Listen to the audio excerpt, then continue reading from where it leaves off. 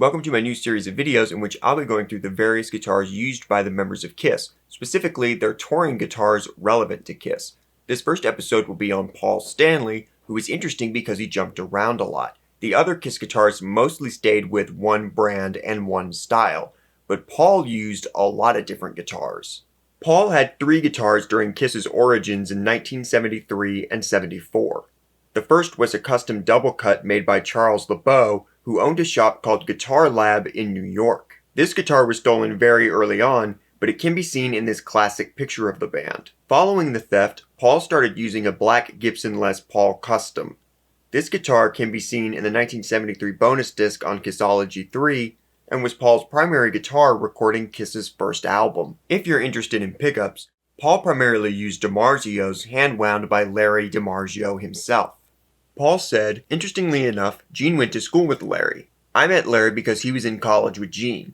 The first time I met him, he was working in the back room of a guitar store around the corner from Manny's. Gene brought me over to see this guy who wound pickups. I couldn't think of a sillier way to be spending your time. Why would anybody be winding pickups? But Larry had really made a science of this." LeBeau made Paul another custom guitar, a Flying V with one wing slightly shorter than the other. This was Paul's main guitar during 1974, and one of the most iconic due to its appearances with Paul on ABC in Concert and The Mike Douglas Show. Tragically, that guitar was stolen during the recording sessions of Hotter Than Hell. Paul's main replacement for a bit was an unknown white Flying V with a clear Ampeg Dan Armstrong as a backup. In late 1974, Kiss was signed as a Gibson sponsor thanks to Larry Davis of Casablanca Records. By December 1974, Paul started using a white Gibson Midnight Special. It can be seen in the band's performance on, well, Midnight Special. With their Gibson deal, Paul would also get Marauders, which were the guitars he would smash every night. Also at the end of 1974, Paul got a Tobacco Sunburst Gibson Firebird with a reverse headstock, which became his main guitar and his favorite. It can famously be seen in the 1975 Winterland performance. In 1975, Paul had the guitar refinished to black, which can be seen on the cover of Alive. The engineer for Destroyer knocked the guitar over during that album's recording sessions. Gibson made him a replica, but Paul felt it wasn't the same. At the start of the Alive tour in late 1975, Paul started using a black Gibson Flying V with a white pickguard. In 76, Paul got another V with a mirror pickguard. During the Rock and Roll Over tour, Paul would get bored and glue rhinestones to this guitar, eventually covering the entire guitar. Also during the Alive tour, Paul got a white Epiphone coronet that Ace also used. With their Gibson deal, Paul got 2 Les Pauls. The first was a black deluxe with 3 pickups. The guitar most famously appears in Ace's hands on the cover of Alive and in the promo videos for Come On and Love Me and Rock and Roll All Night. The other was a black custom with a white pickguard and can be seen in the Detroit 76 footage as Paul's backup guitar. Early in 76, Paul got an Ibanez Destroyer, which was a copy of a Gibson Explorer. He gave it to Ace, who used it quite a bit during their Destroyer tour. In late 76, Paul bought a white Gibson Explorer. It can be seen in the promo videos for I Want You and Love 'Em and Leave 'Em. On tour, Paul used the guitar for Makin' Love, which required a capo. His Rhinestone V was the main guitar of the Rock and Roll Over tour, along with another white V that showed up in the Japan leg. In late 75, early 76, Paul bought a Tobacco Sunburst double neck. He used it to record King of the Nighttime World, and can be seen using it in the promo video for Hard Luck Woman. For the Rock and Roll Over tour, Paul brought a black version so as to not take his rare Sunburst out on the road. The double neck was most likely for Hard Luck Woman the few times they actually played that at the time. When that song was dropped, the guitar stopped being used. During the first few shows of the Japanese Rock and Roll Over tour, Paul played a wine red Greco MR1000. Greco was a Japanese company who most likely sponsored the tour. When the Love Gun tour started, Paul was using 2 new Flying Vs, both black with the mirror pickguard. His backup was the white Explorer, which he used with the capo for Makin' Love and Hooligan. However, Paul had plans to switch teams. While in Japan for Rock and Roll Over, Ibanez approached Paul with the idea to do a signature guitar. Paul came across an Iceman, though it wasn't called that at the time, in the Ibanez catalog and loved the shape. Paul added his own spin to the guitar, making it in the vein of a great Gibson, specifically a Les Paul. The result was the PS-10, Paul's first and most famous signature model. He began using it during the Love Gun tour in August 1977. At the same point, Paul brought back his Gibson double neck to use for Makin' Love and Hooligan. Paul used the double neck because both of those songs required a capo, but in different spots. Initially during the Love Gun tour, there were songs in between the two so the capo could just be moved. The setlist then changed and the two were back to back. So one neck was for Makin' Love and the other was for Hooligan. With the Alive 2 tour, Hooligan was dropped so the double neck was no longer needed. Paul's Black Flying V was brought back for Makin' Love. For the Dynasty tour, Paul had a new PS10, the debut of his cracked mirror design. An incredibly iconic guitar. Jeff Hasselberger, the director of marketing at Ibanez from 1973 to 1982, said, "Paul's legendary mirror ball Iceman is a perfect example of how to push the envelope of guitar technology. It started with a phone call from Paul about his idea to have a guitar that resembled a shattered mirror. His exact words, if I recall, were, 'I want it to look like somebody hit a mirrored guitar with a hammer right on the pickups.' It sounded easy enough. I got some 1/8 inch mirror, cut it into the shape of an Iceman, and smacked it in the pickup area with a hammer. What I ended up with was about 10,000 bits of mirror dust where the hammer hit, and 3 other pieces. This was obviously not going to work. I was going to have to cut each piece to look like it was shattered. I went out and got a lot more 1/8 inch mirror and a handful of glass cutters. Starting with one piece of mirror cut into the shape of Paul's guitar, I thought of drawing a plan and transferring it to the mirror. In the end, I decided to wing it and started to cut out pieces that I thought looked cool. It took a couple of days to do this, and as I went around the guitar, I started to get the hang of it. When it was finished, I was glad to still have 5 fingers on each hand. As it turned out, cutting the mirror was the easy part. While I was doing the mirror, my trusty partner in crime at Ibanez, Jim Hefner, was routing a 1/4 inch out of the top of one of Paul's guitars. That's right, the mirrors were a retrofit. Jim left the binding around the top, and the plan was to slap some epoxy in there and set the mirrors into it. We routed out twice the thickness of the mirror so we could set each piece at a slightly different angle. Paul's stage concept was to hit the guitar with the Super Trooper spotlight and have rays of light shooting out from the guitar at all angles, like a mirror ball. We figured a 5 to 15 degree difference between adjoining pieces would do it. I wrapped dowels with masking tape to keep all the holes from clogging with epoxy and went to town. Since the Iceman has a slightly arched top, I had to recut some of the mirror to better fit the curve of the top. This part was tedious, and trying to keep ahead of the epoxy cure was not always successful, but all the pieces seemed to fit pretty well. Late that night, with all the mirrors in place, Jim and I took the axe outside and gave it a test run in the headlights of my pickup truck. Yup, it worked. Shards of light were shooting off every which way. The only problem was that because the mirrors were set at angles to each other, the joints were razor sharp. I was prepared to deal with this by flowing a clear polyurethane finish over the mirrors so the surface would be nice and smooth and safe. Next morning, I mixed up the polyurethane and poured it on. I went about my business for a few hours, and when I went back to the shop to check it, my stomach knotted. It was drying cloudy and ruining the whole mirror effect. Before it got rock hard, I took a chisel and began to scrape the finish off. Fortunately, glass doesn't hold finish very well, and by dinner time I had removed nearly all the finish. The finish wouldn't come out from between the pieces, but that proved to be the solution to the problem. I filled all the joints with polyurethane, but that still left sharp edges. I ended up using a small sanding wheel on a Dremel tool to grind each mirror joint smooth, backfilling with polyurethane as needed. This took forever, but it did the trick. This was the main guitar for the tour, with his black version serving as a backup.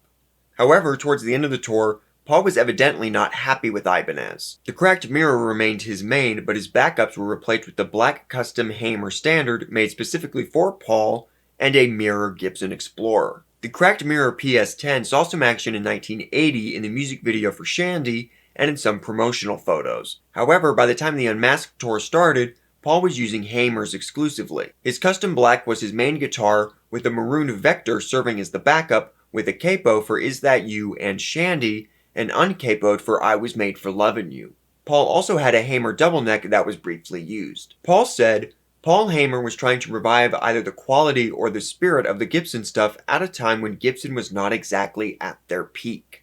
I met him in Chicago and he wanted to make something for me. He made me a couple of guitars, one of them being a double neck and a couple of Explorer types. Around the same time as the Hamers, Paul switched to EMG pickups. Steve Carr also built the Carr Star, a star-shaped guitar.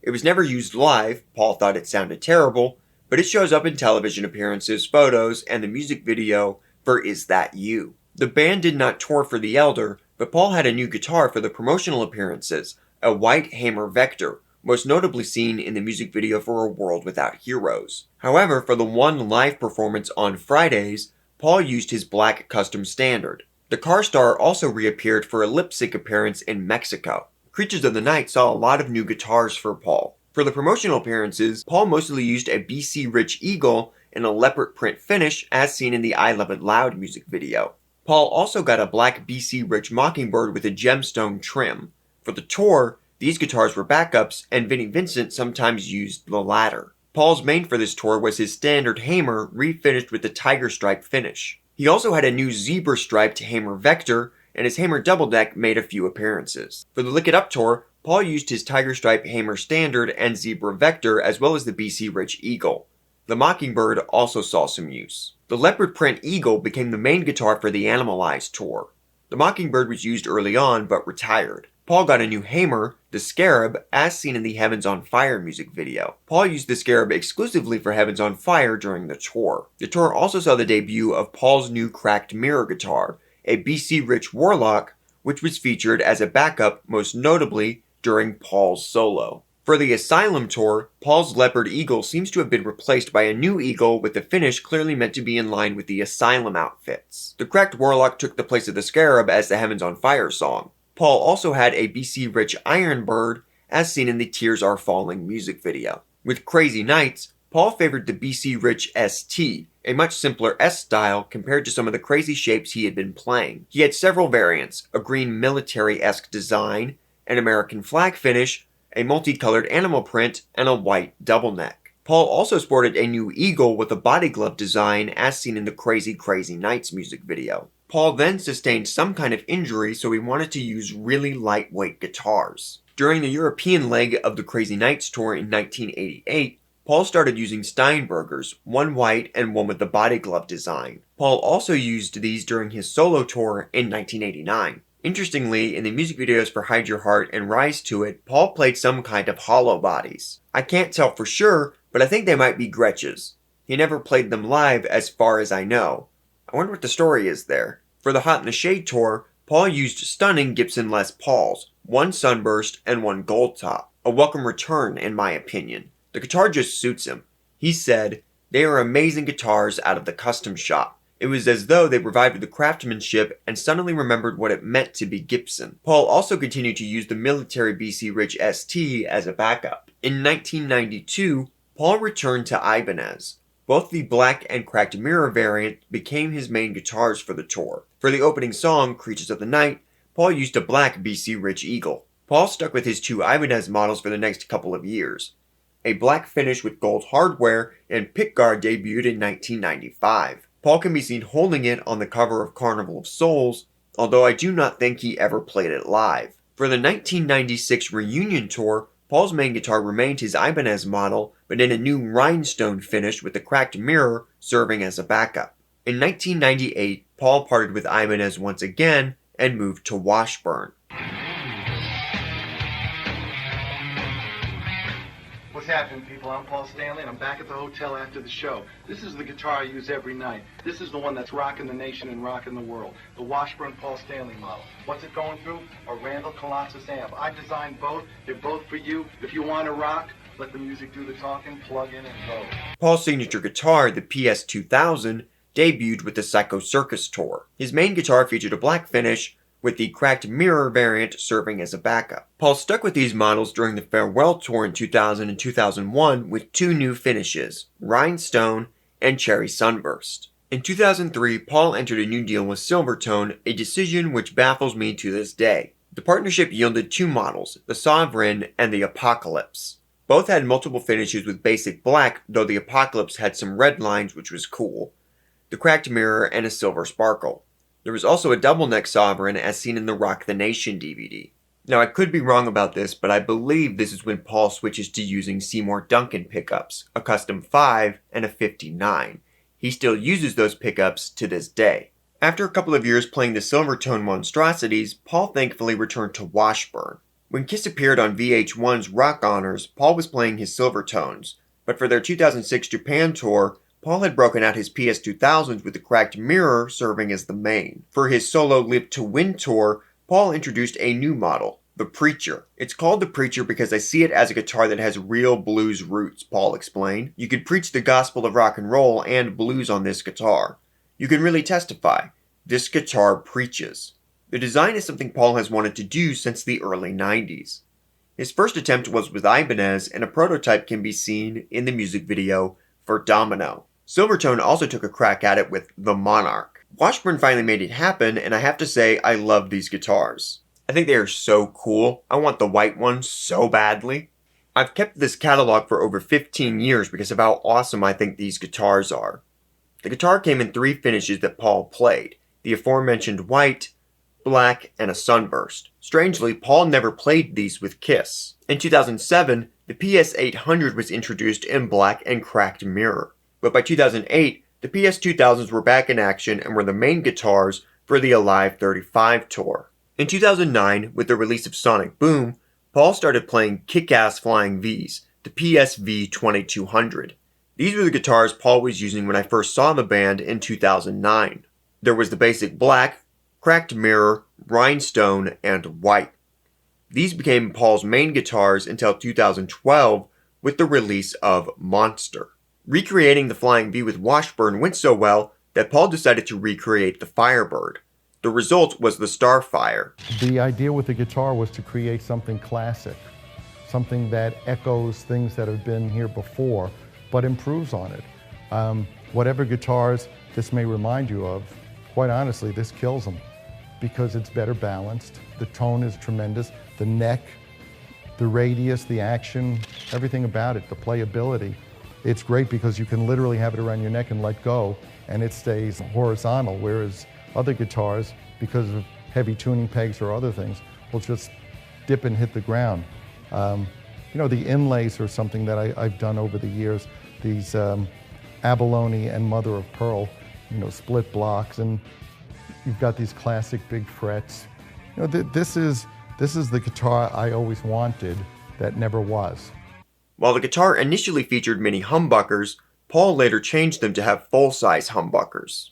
Paul's finishes included black, white, and silver sparkle. I don't believe a cracked mirror variant was ever made, weirdly. Other colors were sold, but not used by Paul, as was the case with most of his Washburn models. Towards the end of 2014, Paul started transitioning back to Ibanez. He relaunched his classic line in 2015, which is when I bought this. These are Paul's best guitars in my opinion, and I'm thrilled he went back. Paul plays the classic finishes, but tons of variants have been made. The cracked mirror and rhinestone finishes also appear in purple, gold, and platinum. Other variants include various flags of different countries and designs for the Kiss cruises. Most of these are made for the meet and greet packages in which you get a guitar, and Paul plays them for like one song. During the end of the road tour, Paul debuted a fireman version of his signature model. And for the live stream in Dubai, Paul tried out a prototype of a new Les Paul-esque model. That concludes the Kisstory of Paul's guitars. Next week, we'll be looking at the basses of the demon himself, Gene Simmons. If you watched the first episode on Paul Stanley, you'll remember that Charles LeBeau made Paul a couple of custom guitars. Gene Simmons' main bass in the early days of Kiss was also a LeBeau custom. It is unclear if the bass was made specifically for Gene, or if he just spotted it in LeBeau's shop. The bass originally featured a dark natural finish with a black pickguard and a single coil pickup. Gene used it for all of 73 and 74, with the black Fender P bass serving briefly as a backup. During the Hotter Than Hell tour, a Gibson grabber became Gene's main weapon of choice, likely due to Kiss's Gibson deal that came about around the same time. Gene refinished the bass to give it a red metal flake finish. It can be seen in the Winterland performance, the Midnight Special performance, and on the cover of Alive. As a backup, Gene got a Gibson Ripper, used a little during the Dress to Kill tour. For the Alive tour, Gene's LeBeau Custom returned in a new black finish and a new pickup. Gene experimented with his basses a lot, tinkering with pickups and other elements trying to create something simplistic and punchy. Gene wants you to hear him. The LeBeau remained Gene's main during the Destroyer tour. He also got a Gibson EBO, which is rumored to have been a prototype for a Gene Simmons signature bass. This was a backup, but appeared on the performances on the Paul Lynde Halloween special and Don Kirshner's rock concert. In early 1977, during the Rock and Roll Over tour, Gene added a studded cover to one side of the LeBeau bass, which was still his main. This can be seen in the footage from that tour, including Madison Square Garden, Cobo Hall, and Budokan. The Love Gun tour sees the debut of the Spectre, a bass made by Stuart Spector and slightly modified for Gene. This becomes Gene's main bass. The LeBeau was used as a backup, but Gene lent it to Mickey Free of Smokehouse. While it was in Free's possession, the bass was stolen and never seen again. Gene's backup for the Love Gun and Alive 2 tours became a black Gibson Thunderbird with a mirror pickguard. This bass can most notably be seen in Kiss Meets the Phantom of the Park when Robo-Kiss plays Rip and Destroy. Also during the Alive 2 tour in early 1978, the Spectre 2 shows up. It has a slightly different body shape to the Spectre 1 and features a mirror pickguard. 1979 and the Dynasty tour features the debut of the Axe bass.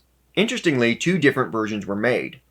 Which one was first is up for debate. Steve Carr, who you'll remember made Paul's star-shaped guitar, tried his hand at a concept that showed up in some photos but wasn't really used. Valdez realized Gene's concept for an Axe bass a little more to his liking. The blade was originally painted black, but Gene must not have liked it since it very quickly became what we see now, the grayish silver. For the Dynasty tour, the Spectre 1 remained the main bass. The Axe served as a backup and for promotional purposes. This may be a combination of Gene not yet being happy with the sound or the weight. As iconic as it is, the Axe rarely was the main bass of a show. More often, it would be used for Gene's solo, encores, and promotional appearances. And that is due to weight. Gene liked to move on stage, and that thing weighs him down. For the Unmasked tour, the Spectre 2 became the main bass. For his backup, Gene took his Axe bass to Kramer, which you have to respect that Gene made sure he owned the copyright to that design and could take it to whatever company he wanted. The Kramer Axe would be used for the lip-sync performances to promote Unmasked and The Elder.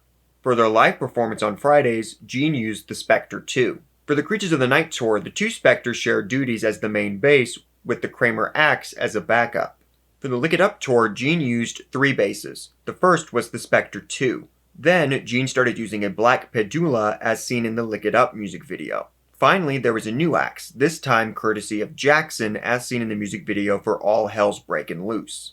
I imagine Gene switched to Jackson due to Vinnie Vincent using them. The black pedula bass became the main bass by the time of the Animalize tour in 1984, but the other 2 were still used. For the Asylum tour, Gene switched to a white pedula with the Jackson axe serving as backup. The Asylum tour also saw the debut of the Staccato, a bass that would definitely fit Gene in the makeup days, but looks bizarre when combined with the Asylum outfits. It can be seen in the All Night music video. For Crazy Nights, Gene used 4 basses, the black and white pedulas, the Staccato, and the Jackson axe. However, both pedulas were refinished. The black was refinished with the dragon drawing, as seen in the Turn on the Night music video. The white was refinished with a drawing of Gene in makeup, as seen in the Reason to Live music video. The Jackson axe was also refinished, appearing with a chrome-like blade. The Hot in the Shade tour is interesting. The axe seems to have been retired. Both pedulas see a lot of action, but the Spectres also return. Spectre 2 was briefly used, including the video for Rise to It. Spectre 1 becomes a main bass again, but is now covered in studs. After Hot in the Shade, it was also used in the music video for Unholy.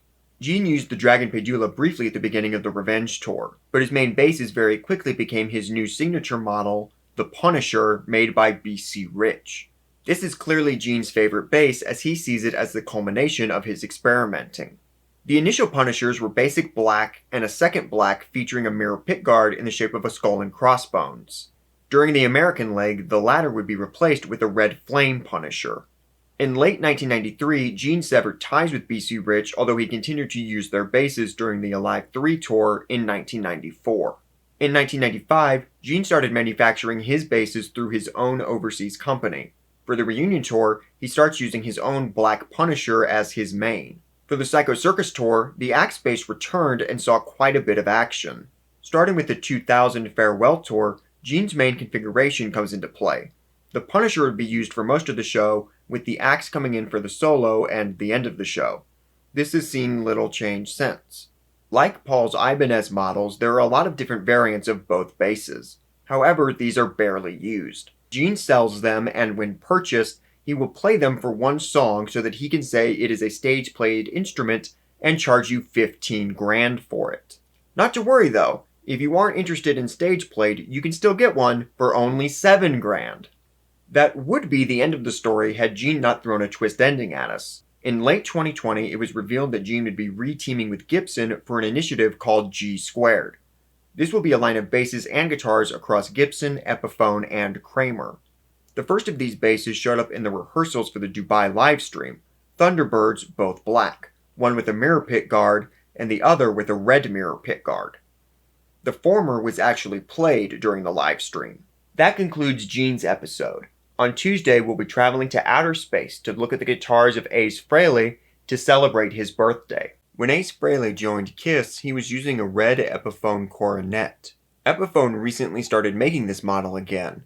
I'm tempted to get one just for the loose Kiss connection. He quickly moved on to a white Ovation Breadwinner. Ovation is mostly known for their very cool acoustic guitars. This was their first foray into electric guitars. Ace recorded the first Kiss album with this guitar. When Kiss was signed to Casablanca, Ace bought a Tobacco Sunburst Les Paul Deluxe. The stock model would have come with mini humbuckers. However, Ace bought his used and a previous owner had changed it to full-size humbuckers. Like Paul Stanley, Ace used DiMarzio pickups, favoring the bridge pickup almost exclusively. He prefers a Super Distortion specifically, but also uses PAFs. This guitar became Ace's main guitar and remained that until 1976. Ace had the idea for a smoking guitar very early on, but it would mess with the electronics of the guitar. So he bought a second Tobacco Sunburst Les Paul Deluxe, and this became his smoking guitar. Ace had a variety of backups in the early years, but none were used extensively. He really liked his Les Paul Deluxe. One of the weirder ones was a Velino, a guitar made out of aluminum. This saw very little use. Around the time of Hotter Than Hell, Ace got another Les Paul in a natural finish. According to AceFrehleyLesPaul.com, Ace would later refinish this guitar black and add a middle pickup. In the Paul episode, I attributed this guitar to him as there are pictures of him playing it. But it looks like it may have been Ace's all along, and this is the guitar he is holding on the cover of Alive. Before the Alive tour, Ace acquired a black Les Paul Custom. Paul actually had a matching one that I briefly mentioned in his episode. This guitar served as a backup. Another backup was a Travis Bean model, the TBS 1000S, which Ace started using during the Alive tour. Towards the beginning of the Destroyer tour, Paul gave Ace his Ibanez Destroyer, a copy of a Gibson Explorer. Ace must have liked it because he used it quite a bit during that tour along with his Deluxes. Interestingly, for a couple of promotional appearances, Ace used a Gibson Explorer. Due to the sponsorship deal they had at the time, Gibson probably would not have been happy with Kiss using Gibson copies on television. Ace must not have liked the Explorer as much as the Destroyer, seeing as which one saw more stage action. In time for the Rock and Roll Over tour, Ace debuted what is his most iconic guitar, a Les Paul Custom in Cherry Sunburst. Ace added the middle pickup to the guitar because he likes the look of a 3-pickup Les Paul. Ace retired his original Deluxe at this point. In 1977, he had it converted to a double cut and painted it black. The Smoking Deluxe remained for Ace's solo. In early 77, Ace adjusted his black Custom by kind of adding a middle pickup. Because he only plays the bridge pickup, he doesn't actually need the middle pickup installed. So instead of drilling into the guitar, he essentially glued the middle pickup onto the guitar. During the Japanese leg of the Rock and Roll Over tour, Ace briefly used a Greco as Paul had done. Ace's was a Cherry Sunburst double cut. For the Love Gun tour, the Cherry Sunburst remained the main guitar, with the black Custom serving as a backup. A modified Tobacco Sunburst Les Paul Standard took over smoking duties. The Alive 2 tour saw little change outside of Ace removing pick guards and putting them back on. The exception was in Japan when, again, Ace used a Greco, this time a flying V called an AK-1400. I don't know if Ace likes Vs or not, but he looks damn cool with one. Dynasty saw a change in Ace's arsenal. The black Custom became the main guitar, with the Cherry Sunburst Custom moving to the backup role over the course of the tour. Ace acquired 2 more black Customs, one to be the new smoking guitar, and the other to be used for a new effect, shooting rockets. Steve Carr, who made Paul's Star guitar and the initial design for Gene Simmons' axe, made the Flasher out of a Gibson Les Paul Jr. It's called that due to a flashing light in time with the song. John Robinson designed the electronics, Mary Robinson did the assembly, Jim Boughton did the mechanical engineering, and Carr made it a workable instrument. Ace used the guitar exclusively for New York groove. By the time of the Unmasked tour, the Black Custom had become the definitive main, with the Cherry Sunburst Custom in the backup role. The Smoker, Rocket, and Flasher guitars all remained in their roles from the previous tour. The only addition was a Mini Explorer made by Carr. This was used exclusively for Talk to Me, which required an open G tuning. For the promotional appearances for the Elder, Ace used his Black Custom and the Mini Carr Explorer. The Cherry Sunburst was used for the Creatures of the Night promos. Ace's solo career saw little changes in guitars, and this series is meant to focus on the Kiss years anyway, but I did want to mention his Washburn signature model. Called the AF40, this guitar debuted with Frehley's Comet and can be seen in the Into the Night music video. It saw little use because Ace didn't think it sounded that good. The reunion tour initially saw Ace using his Cherry Sunburst Custom as his main, and a second Cherry Sunburst as the smoking guitar. A Black Custom was the rocket guitar, and then the Flasher was used when New York Groove was performed. The coolest, at least to me, is that Ace used a Cherry Sunburst Gibson double neck, the only one I've ever seen, for Rock Bottom. In 1997, Ace and Gibson unveiled a signature series for Ace. Based on his Cherry Sunburst Custom, it featured lightning bolt inlays and Ace's makeup-clad face on the headstock. This became Ace's main guitar for the rest of his time in Kiss. He had different ones for different parts of the show, the Smoker, the Rocket, and an open G-tuned one when Talk to Me returned to the set in 2001. For the Psycho Circus tour, Ace started using a silver Les Paul during Rock and Roll All Night. The guitar had discs all around the edge that would light up. By the time of the Farewell tour, Ace had added a twirly firework effect to the guitar. In the 2000s, Ace started using a Blue Burst Silver Sparkle Les Paul. There were 3 versions of this. The first was one of Ace's initial 97 Gibson models refinished. The second was a new one with slightly different lightning bolt inlays and the anomaly cover on the headstock. The third was a Les Paul Custom, likely one of Ace's old smoking guitars, refinished as seen in the Fire and Water music video. In 2011, Gibson produced a limited run called the Budokan, based on Ace's Cherry Sunburst Custom. Ace claims that Gibson is currently working on a new signature line to reproduce his Black Custom, which he refers to as Black Beauty. That concludes the Ace episode. I would like to thank AceFrehleyLesPaul.com and Axology.com. Those are my main sources. Next week, there will not be a new episode of Guitar Kisstory. I will be making a Star Wars video for May 4th instead. But the series will return the week after with a video for Vinnie, Vincent, and Mark St. John. For this episode, I'm doing both Vinnie Vincent and Mark St. John because both of their respective tenures in Kiss were so short. Vinnie is interesting because there is one particular style of guitar that is the most iconic for him. But during the Creatures of the Night tour, Vinnie used a lot of different weird guitars. As we talked about in the Paul Stanley episode, Vinnie sometimes used Paul's BC Rich Mockingbird. There was also a Les Paul. I don't believe it is a Gibson, but some copy, although I couldn't find specifically what it was. Early on during the tour, Vinnie briefly played a Black Charvel. This guitar was a custom build inspired by one of Eddie Van Halen's guitars. This guitar was also used to record the Creatures of the Night album. Vinnie's most common backup, or the one that shows up the most in photos, is a red custom Strat style guitar. What exactly it is a bit of a mystery.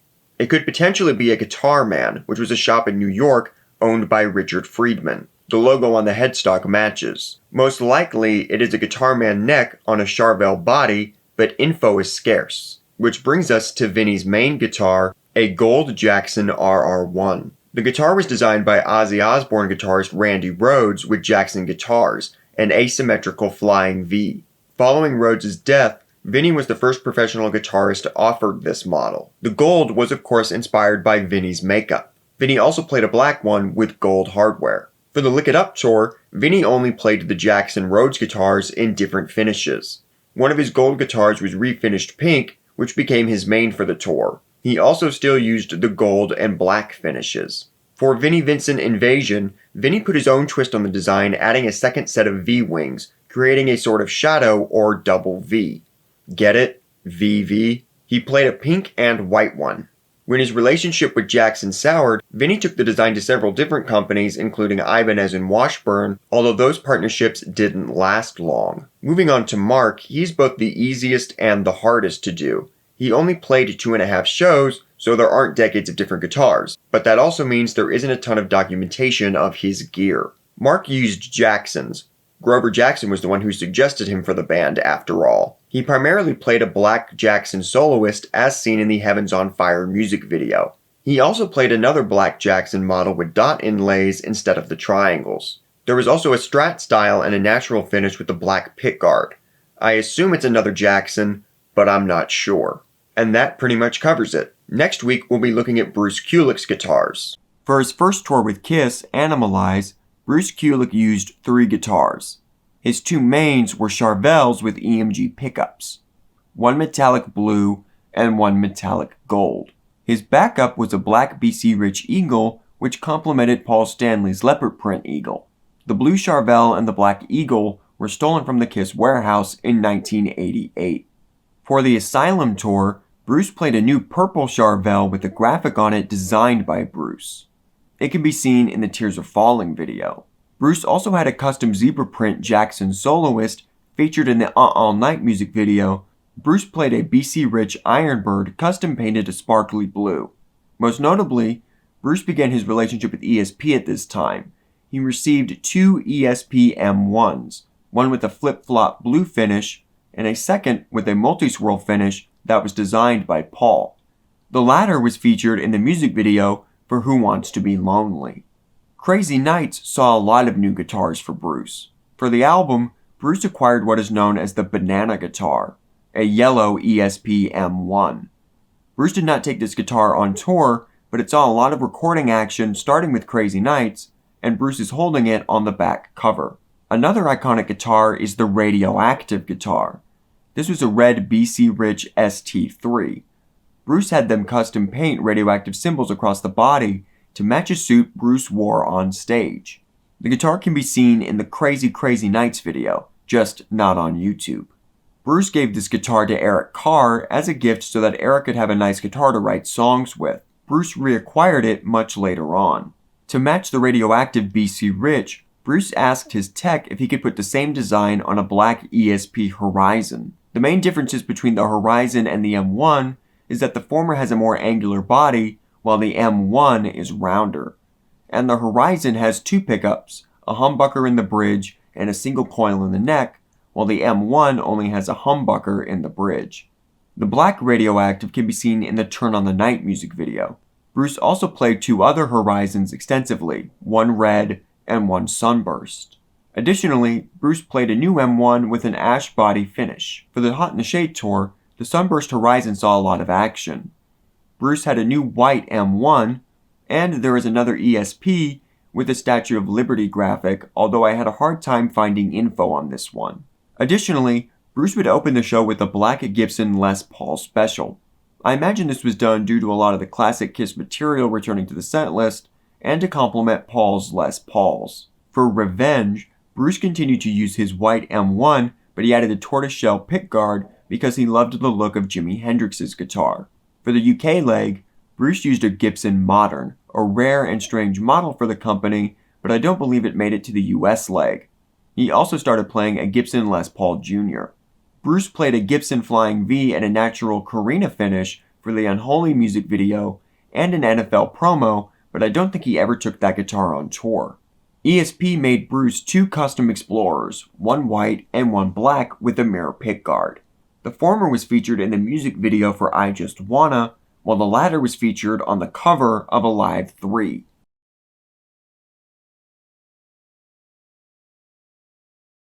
For the Alive 3/Kiss My Ass tour in South America, Bruce added a black Flying V with a mirror pickguard to his arsenal. That guitar was replaced with the black Gibson Les Paul Custom for the 1995 tour of Japan. There was no tour for Carnival of Souls, but there are still 2 guitars worth mentioning.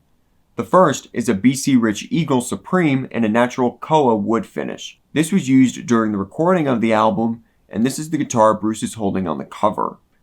To give you an idea of the value, there is one of these for sale on Reverb right now for about $8,000. So Bruce's is probably worth quite a bit more. The other is the Bruce Kulick ESP signature model. The prototype was delivered to Bruce in early 1996 during the recording of Carnival of Souls. He used it to record 2 songs, I Confess and Childhood's End. The shape is a combination of a Gibson SG and a BC Rich Eagle. While Bruce never got to use his signature model with Kiss, he would use them for Union, his solo material, and Grand Funk Railroad. That concludes Bruce's episode.